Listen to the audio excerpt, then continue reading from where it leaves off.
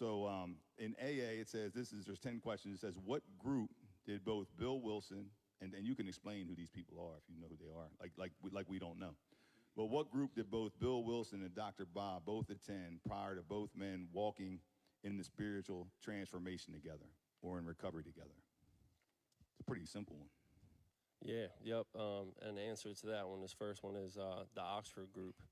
And from what I know, and once again, I'm a continued student, you know what I'm saying? So I'm up here just learning like everybody else is. But the Oxford group so Bill Wilson was actually outreached, more or less you could say, by a gentleman that had already been attending the Oxford group and began his healing process in the Oxford group. And he kind of came in 12-step Bill, and Bill had noticed that something had happened in this man. Bill had noticed that something had been changed in this man. And after their interaction, was curious as to what he was up to, you know what I mean, to how he had changed. And he went and he found out for himself, right? So I would say it was the Oxford group. And then my next logical question, well, what is the Oxford group? And the Oxford group was like an evangelical movement post-World War I. So they would meet in homes, and they would mix religion or God and Jesus with meals. And if you think of today's times, the Oxford group, where Bill and Bob attended and later developed the 12-step fellowship, it was kind of like the CR of its time. They met, they had principles they lived by, and they discipled people, or they had sponsors, right, before there was 12 steps, right? So that's my answer. So it says, what were the foundational teachings of Reverend Samuel Shoemaker, a Lutheran pastor, Dr. Frank Buckman, that influenced Bill and Dr. Bob to develop the 12-step program of recovery? You might have to read that one. Yep, and that one will be the 5 C's, and the 5 C's were what the 12 steps were kind of born out of, and those are confidence, confession, conviction, conversion, and continuance. And Bill and Bob were also heavily influenced, and it's in some early literature. I know some brothers have shared with me in recent years. If you go digging, you can find a lot of that early literature. It's all public record and everything online, different platforms, but a lot of it gets lost. But the 4 absolutes, which is absolute honesty, absolute purity, absolute unselfishness, absolute love. And those are actually carved in stone at Dr. Bob's grave as well. Amen. So they're in our step working guide, in the Christian 12 steps, they pay homage to the Oxford group. And I'll read it right out the literature. It says, the Oxford group's teachings rested on the following 6 basic assumptions. All human beings are sinners. All human beings can be changed. Confession is a prerequisite to change. That's my favorite. The changed soul has direct access to God. The age of miracles has returned. Those who have been changed are to change others. In addition, Wilson incorporated to AA's philosophy the Oxford group's 5 procedures, which were giving to God, listening to God's direction, checking guidance, restitution, sharing both confession and witness. And when you think about those procedures and those assumptions in the Oxford group, you can almost visualize the steps. And if you read in the big book, there's 6 steps before the 12 steps. Like, they came up with these 6 steps before it turned into 12, and it's written in the big book. And those actually came from Bill and Bob. They adapted and came up with those 6 in the big book off of the procedures and the assumptions and the 4 absolutes and the 5 C's. They were in the fellowship of the Oxford group, and they were directly affected, richly affected. So it says, the third question, it says, how did Ebby Thatcher demonstrate the Oxford group principles to Bill Wilson before his white light experience, Bill Wilson's white light experience in the institution? Ebby was the guy that we mentioned in I think the first part, the first question. So Ebby was the guy who went to Bill, and Bill had noticed that he had changed. So, knowing that, our experience, strength, and hope is the most powerful thing, that we carry the message that way with our walk and our change, Ebby showing up and showing Bill. Bill could see it. And it talks a little bit about that in the big book about what Bill saw, and Bill had knew where he was too. Bill had knew where Ebby was. So to see that transformation was no doubt powerful. I've had that experience myself. And it said he visited Bill at Towns Hospital and took him through the Oxford Group steps, which at the time were the 5 C's. Mm. Yeah, so he demonstrated. It's one of my favorite parts in the big book because I read all literature now. I never used to. But he actually was going to be sentenced back then. And back then they put you in a sanitarium, or prison, jails, institution, and death. That was literal back then in the 30s. And Epi was getting sentenced, and these 2 Christians from Oxford Group, they said, yo, give them to us. Like, I don't know, some of y'all been sentenced. I know I've been sentenced. I'll go just about anywhere but prison, right? I had options, right? So they gave them to him, and they took him through the recovery process in the Oxford Group, and basically it's still around today. It's trust God, clean house, help others, right? And in the big book, it says he called Bill, and Bill's like, cool, he come over, we're going to drink together. And he said, I ain't heard you in this condition in quite some time. So the power of the Holy Spirit came through the phone, and he knew he was sober instantly in his spirit. And then it says when he knocked on the door, Bill opened the door, and he said something was different about him in his eyes. And I could see an aura about him. And then he put him to the test. They sat down, and he slid liquor across to him, and Epi slid it back. And Epi said, nah. And instantly Bill said, you got religion, which in the 30s meant you know God, right? He knew it was a different power that he was walking in. So and Epi Thatcher actually met him at his last institution stay and took him through the process that he had been taken through. So Epi, before Step Work was written, Epi sponsored Bill. Bill sponsored. That's how he demonstrated the program. He showed him, and then he shared his experience. How did Epi Thatcher get sober and walk out his transformation? He was visited by a guy named Roland Hazard, and this guy helped him stay out of prison. He had helped him get out of a sticky situation after he was drunk and crashed his car. It sounds like from what this is saying, this guy Roland pretty much 12-stepped Ebby. You know what I mean? Was carrying a message to Ebby. Yeah, with the help of the jail, right? With the help of the judge, they 12-stepped them together, right? How did Bill Wilson, this is an awesome story. If you don't know this story, it's pretty cool. How did Bill Wilson meet Dr. Bob and develop the 12-step program of recovery? It said in A Vision for You that this is outlined fairly well, but at 6 months sober, Bill went to Akron for a business deal. The deal didn't go so well, and Bill found himself at the hotel. And he was thinking about drinking. They had a lounge in there, and he picked up the phone and he made a call. And I think he called. What did he call? He called a. Did he call a hospital, or he called like an intergroup? There wasn't even an intergroup then. No, it was the first intergroup actually. He didn't call no intergroup. But he made a call, and he was looking for religious leaders. But it says that he got in touch with Henrietta Sieberling, who knew Bob through the Oxford Group activity, and she arranged a meeting between Bob and Bill. So actually, when you research this, that what happened was it was a sure thing. He was chasing the world. He was sober 6 months, and he's going to this Ohio. He's going to this Firestone tire deal. It's a sure thing. It falls through.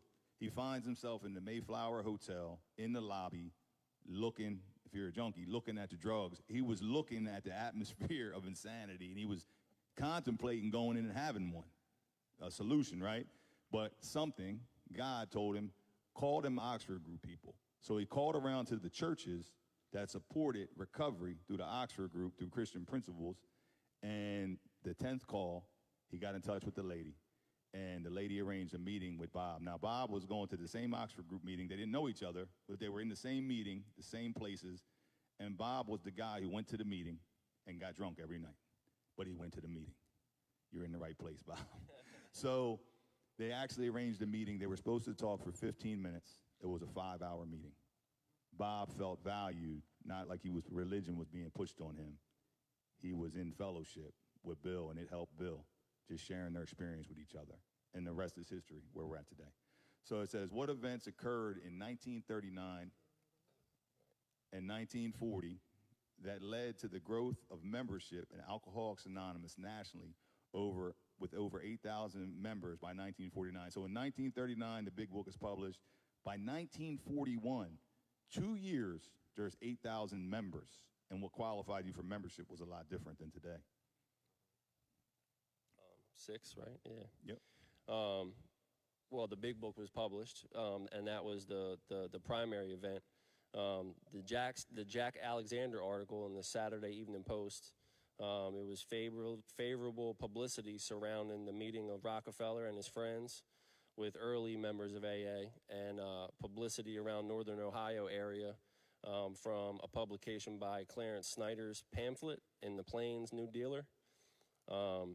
Publicity combined with improving symptomatic developments in the program, which was the creation of the 12 steps. So it sounds like in general, it was catching on. You know what I mean? There was some publicity, it was catching fire. Could you imagine if today we ran an article for NA like they do for treatment on TV? Could you imagine what would happen? So there wasn't traditions written, and I got educated by a sister in NA one time, and it came on the floor, and she was real calm, and she said, it's not that I'm publicizing it. It's not that I'm advertising it. It says we're propagating the message. And that's what they did back then. Nobody knew there was a solution. So they ran the article, and like 600 or 800 housewives called up immediately and said, you can fix this drunk? Come get him. You know what I mean? Come get him now. And then they had some influential people that wanted to get sober, clean, whatever you say, and they wanted to live a life free. So there's some influential people were involved. God put it together, and they actually advertised or propagated twice, and the solution took off. All right. So in the 1940s, what made you a member? This is amazing. In the 1940s, what made you a member of Alcoholics Anonymous, and is it different than what qualifies you for membership in today's AA? In the 30s, the new members praying and working most of the steps before they left the hospital. The 1940s, AA kind of exploded. Interest resulted in the creation of beginners meetings, and newcomers attended 4 newcomer meetings and worked all 12 steps in 1 month. Wow. In what? 1 month. I come through NA. That's strange. I'm like, whoa. So after that, right? After that, then they were treated as full members after working all 12 steps in that first month. Attendance that's at these meetings was actually taken at that time. Yep. So attendance was taken, which was how they had the statistics in the foreword of the second edition of the Big Book, and why they're so precise. They knew who attended the beginner meetings. Yeah, I was just talking to a brother about this today, and they got this thing called the Wally P book, and it explains, it's like a yellow softcover book in AA, and it explains the explosion of the Recovery Fellowship across the nation and across the world in the early years. And what qualified you for membership was some meetings, not all, you used to have to go up and hit your knees and confess Christ before you went into the meeting. Back in the day, you would bring your big book and your big book and your Bible to the meeting. And they would, the Sermon on the Mount was big, Ephesians, the book of James, right? Christ was openly talked about and confessed in the meetings. And that was a big part of what quality. They wanted to keep the enemy spirits out.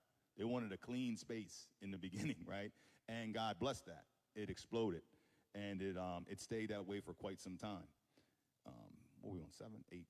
It says, what occurred in 1950, maybe as early as 1946. I think I got the date wrong.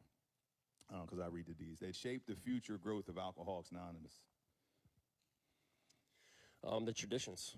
The traditions were approved by the overall membership. And it says roughly 1953.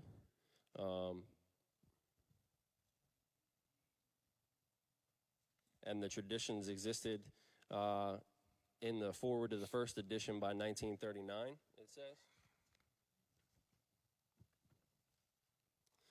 Bill's thoughts were influenced by Lewis Brown's This Believing World, a book allegedly discusses religious organizations throughout history and how personalities, property, and prestige bring them down. Bill wanted to avoid that for Alcoholics Anonymous. Yeah, I'm astonished by the traditions, the ties that bind us and protect us from ourselves. I'm astonished how they're similar in both fellowships, but that day it was written so long ago, and it still protects us today. So I don't know where he got them from. I believe they were divinely inspired and whatever resource God gave them. But I know one thing: they work, and I'm glad He put them in place. God, that is, through AA. It says, why were the 12 traditions of Alcoholics Anonymous developed, and what do they do to ensure that every Alcoholics do to it? What do they ensure for every Alcoholics Anonymous meeting? And you kind of just touched on this a little bit too. Just protecting the fellowship as a whole, like from ourselves, from personalities. So what I can relate that to is just just protecting the group from my ego, my personality, the thought or idea that this is me from kind of infiltrating the fellowship, you know what I mean? It's definitely not that. And they protect the fellowship from dominating charismatic alcoholics, like, or more or less, protect it from someone taking credit, from this is me, and that's the pride and the ego thing. The traditions protect us from that. And again, property, prestige, that they will give us a reason to fight amongst ourselves. Yeah, it ensures unity, one word for me, unity, that we all follow the same path, that we don't get off the path, and it's a way of being accountable to God and being accountable to the newcomer, being accountable to the process, right? And I agree with everything Jim said. I'm grateful for the traditions. It says, what led to Bill Wilson writing the 12 World Service Concepts? So a lot of people don't know about the concepts of Alcoholics Anonymous and how they have helped shape the worldwide program of Alcoholics Anonymous.